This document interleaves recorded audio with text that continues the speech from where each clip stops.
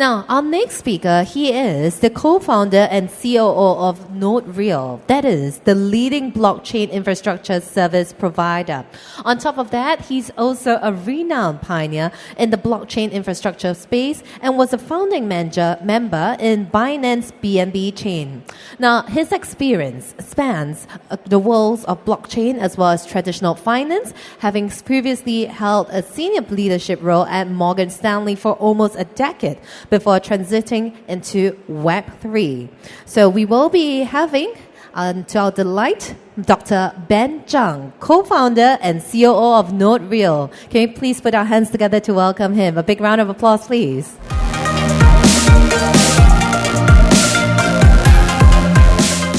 Hi, everyone. Yeah, good afternoon. Hopefully, my session can keep everyone exciting, especially now the afternoon, right? So my topic is Web3 mass adoption. I believe everyone already hear a lot of the topics about the crypto blockchain right now. And but before I go to my session, I really leverage this opportunity to share 5 minutes about my company. So my company is the NodeReal, which is one of the infrastructure provider. I think most of you maybe already use the Alchemy, QuickNode, or Infura. We are doing the similar stuff right now, but we have more. I will quickly share about that. And we are the world-class team. As the host just mentioned, I'm from the Morgan Stanley and also worked in the BNB chain before. And a lot of my team working on the in the fintech and also cloud-based technology before. Right, we are a very global team. What do we have done right now? Right, we provide the similar service as I just mentioned as Infura, Alchemy, and QuickNode. We already provide support 14 top chains right now.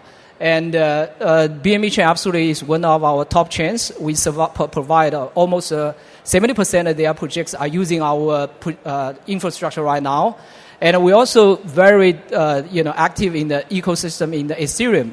I hope a lot of you already try Ethereum, Layer 1, Layer 2, Optimism, or Arbitrum. And if you have that one, you should try our service.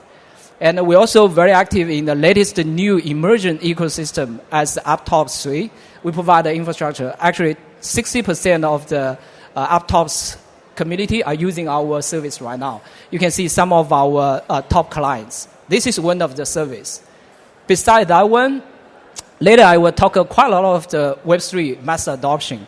And the reason we can build that one is because my past experience, right? I'm one of the founding member in the BNB chain. So we are not only provide the blockchain access layer, we are also provide the blockchain core development, which is help you to build your own blockchain or build your own infrastructure service holistically.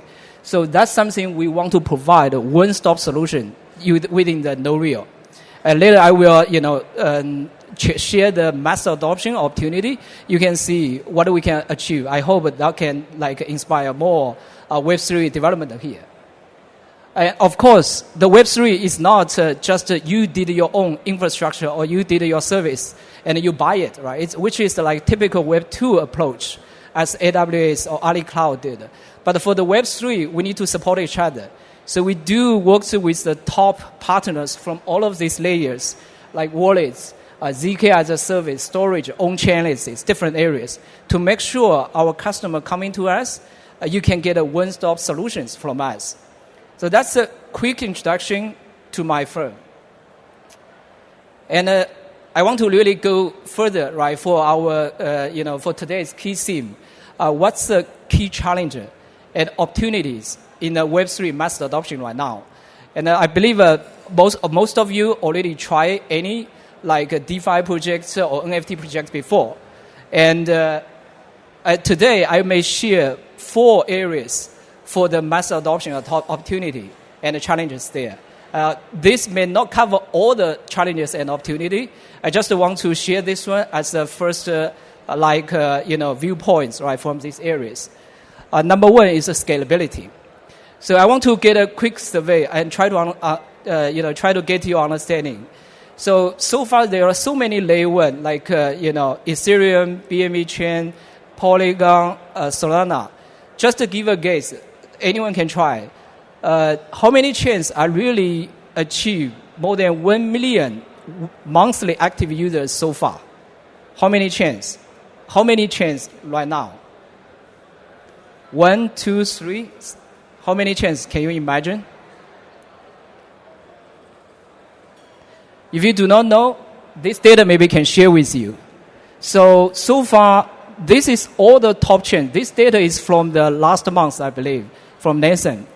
And these are the top chains are running by the worldwide right now. Right? You can see all of these chains. But surprisingly, only 6 chains, 6 layer 1 protocol can achieve 1 million monthly active user. So when we talk about the Web3 mass adoption, it does not mean, it's absolutely not mean like 1 million daily active user or monthly active user. We're targeting 1 billion users. And what does it mean for the scalability side? I'm using one example to demonstrate that, because this was like 2021 when I was in the BNB chain, right? Still supporting the BNB chain whole ecosystem. And there's a peak. It's about 1 million users for that day, and more than 20 million transactions for that day. And it introduced the huge challenges for everything, from the network itself, from the infrastructure around the network. Everything got like big challenges there. And we have to make sure the network have enough transaction per second, TPS.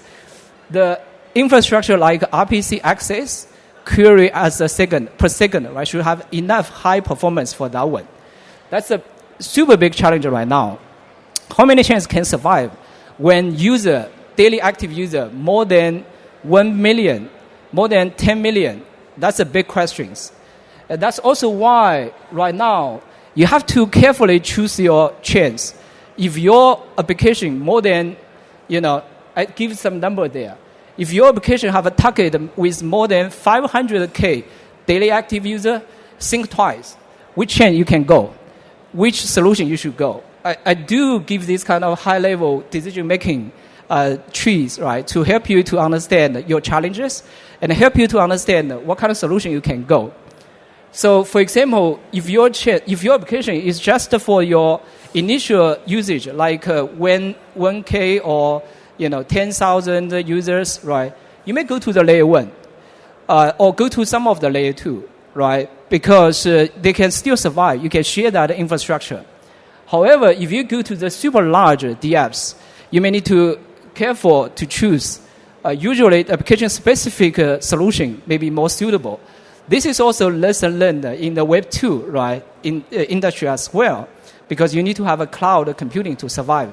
Similar things for the blockchain right now, scalability.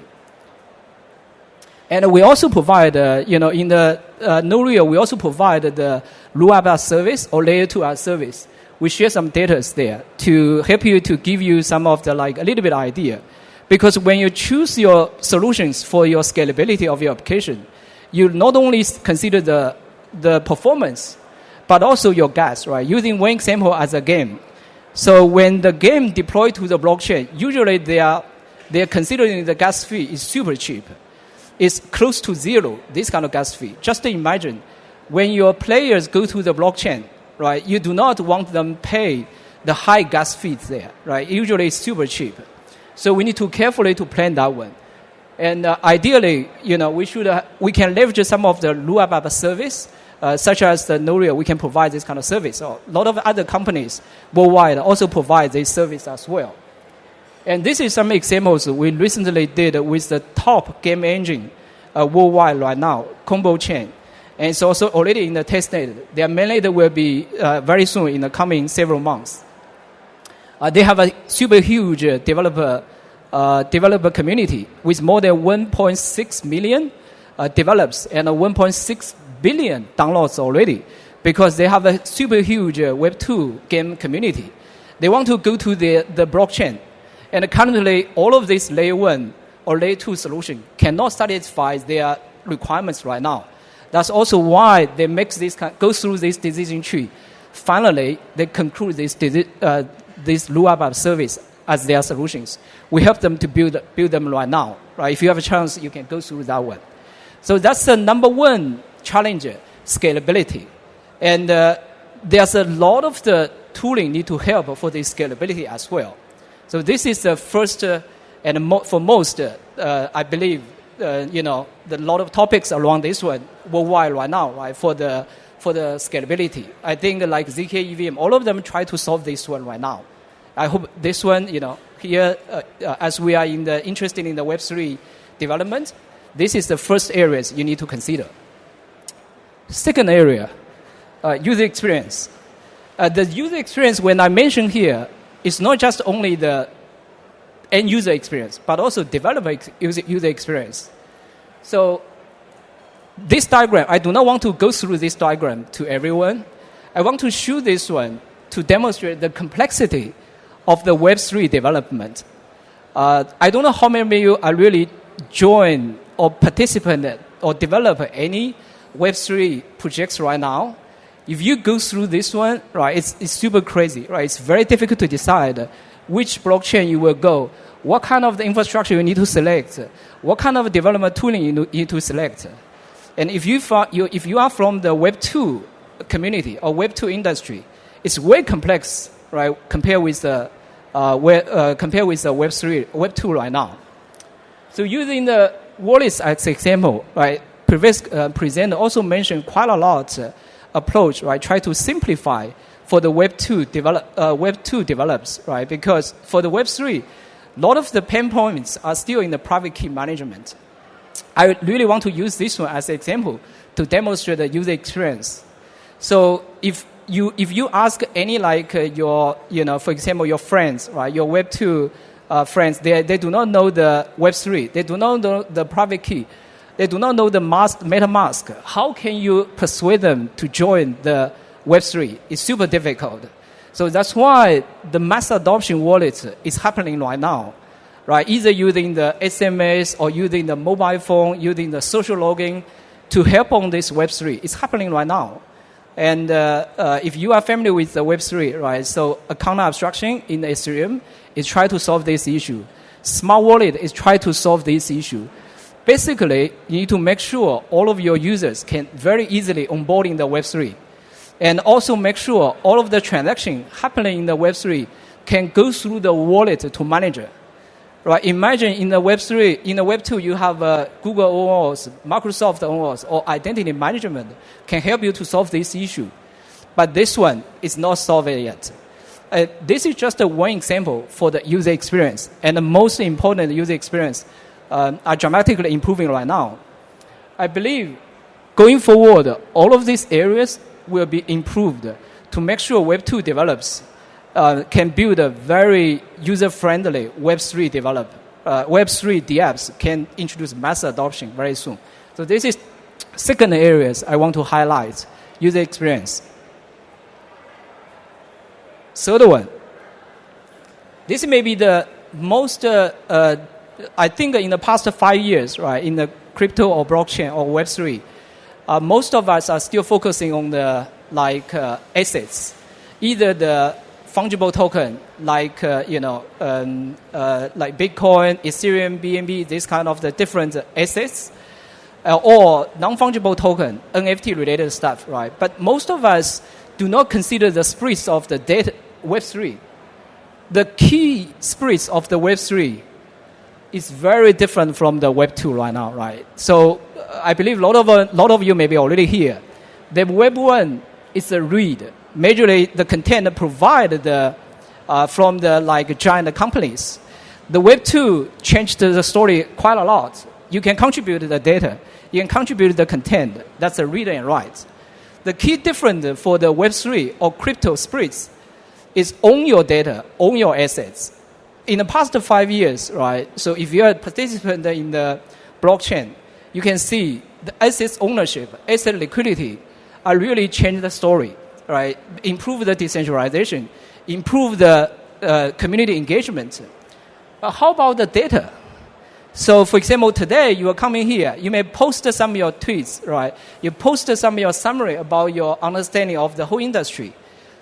You want to engage with your community. You want to engage with your fans, right? Make sure they can follow you. Maybe also incentive them, or maybe they will reward you as well. How can we do that? So far, there's a lot of the decentralized storage are happening right now. If you are familiar with like Filecoin, Aave, or Storage, all of these solutions are happening there. The key issues for this existing solution are the two major points right now.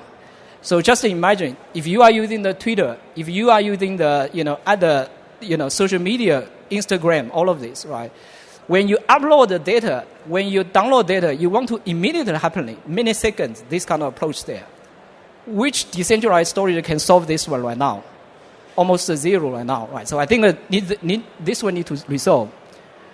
Secondly, the important for the Web3 is ownership, which also means that you need to introduce the smart contracts around your data very closely. That's also why recently the Filecoin introduced the FVM, right, virtual machine, around the data. That one can dramatically improve the ownership logic and also transition or liquidity logic around your data. And this diagram demonstrates, it looks not very clear, demonstrates some of the top storage right now, right? They are trying to solve these kind of different issues. And for the NodeReal, we also engaged with the new storage, Greenfield, quite heavily right now. The reason is they do try to solve this kind of performance and also smart contract connected data. So with that, we can dramatically improve the Web3 data economics so far. Right? I share some of the examples. I believe this one will happening very deeply this year. That's a huge opportunity, right? Just imagine if you have your own data, you have your own page view, your registration, clicks, and behavior data. AI is so popular, right, recently. But do you want to just share this data with free to these kind of giants? They're using your data? Or you can find some way into the blockchain, have a personal data marketplace there, right? So this is really happening right now. Same thing for the social media, right? This morning I got interacted with some of the journalists. It's very good. I think that they have so many good insights. They have so many good friends around them. How do you try to connect that, right? The data can save into the decentralized storage. You can build the smart contract on top of that. Of course, by the way, when I say this one, it looks too technical. Do not need to worry about that. That's something like a lot of the tooling or application were built around that. There are several other examples. Publishing. Right? Previously, you may publish let's say you are the author, you are the artist, right? How do you publish your contents? You may need to leverage a lot of the publishers, right? Traditional publisher, traditional distribution channels. But right now, it's totally changed. You can leverage this decentralized way, connect to your community directly. So all of these are the big opportunity for the Web3, right? Of course, do not feel this super complex in the technology side, because technology will be converted as dApps, right? So then you can leverage that one very, very seamlessly. So this is the third one, the data. I believe this year the Web3 data will be the very, very important innovative areas to empower the blockchain and the Web3 community. Last but not least is the Web 2 to Web 3 transformation. The reason I want to highlight this time and this year is because we got so many customers from enterprise right now. They are really from the multiple different traditional Web 2 companies, right? They are from telecom, they are from the automobile. All of these different companies, they are looking for try to leverage the Web 3. The reason is that the key driver is try to connect with the global communities and try to see how can they improve that liquidity, how can improve that decentralization, etc. And what happened so far right now, right? I believe a lot of the Web3 you are quite familiar, DeFi, SocialFi, and also GameFi, etc. But this one introduced Web3 already introduced so many good approaches to help you go to market. In the Web3 we mentioned the go to community, right? It help you to improve the liquidity, and help you to reach globalization. And starting from the last year, I believe a lot of you maybe also see, like, for example, Starbucks, Disneyland, all of these big brands, right? They are trying to leverage the Web3 right now, using this loyalty as a program, loyalty program. They issue the NFT token. They try to connect, right? But so far they are just beginning. There's no specific platform to make sure the Web2 can easily go to the Web3. I put a little bit, different category here, right? The traditional Web2, and in the middle have a Web 2.5. The Web 2.5 means they may already have some blockchain initiatives in their firm. They try to leverage more permissionless blockchain technology to empower them. And we list several examples because all of these examples, we really can see they try. Even in today's Expo, we can see some of the, for example, real estate, the airplanes, right? All of these kind of different try for this Web 2.5 right now. I think this year you will see more this kind of try. It does not mean they will issue the token. It does not mean they will, only have this kind of cryptocurrency. They will have so many different formats, right? Especially for this Web 2 to Web 2.5. They can leverage the data. They can leverage the loyalty points. They can leverage the NFT to connect or improve their business models there. So I think that this is the last points I want to highlight. I hope all of you are from different industry. You can see this opportunity and the challenges within this kind of different areas. Yeah, I think with that, that's all the sharing for today. And you can see that, right, for this mass adoption, although I only share the 4 challenges and opportunity, you can see that there's already have so many different chances there. I hope everyone can, have a very optimistic, although now we are in the downtrends, right? But I personally feel very passionate for the Web3, our company as well. All right, mass adoption is coming. And these 4 points is just, one of the part of this mass adoption. Yeah, looking forward to hear your feedback or questions. Yeah, thank you.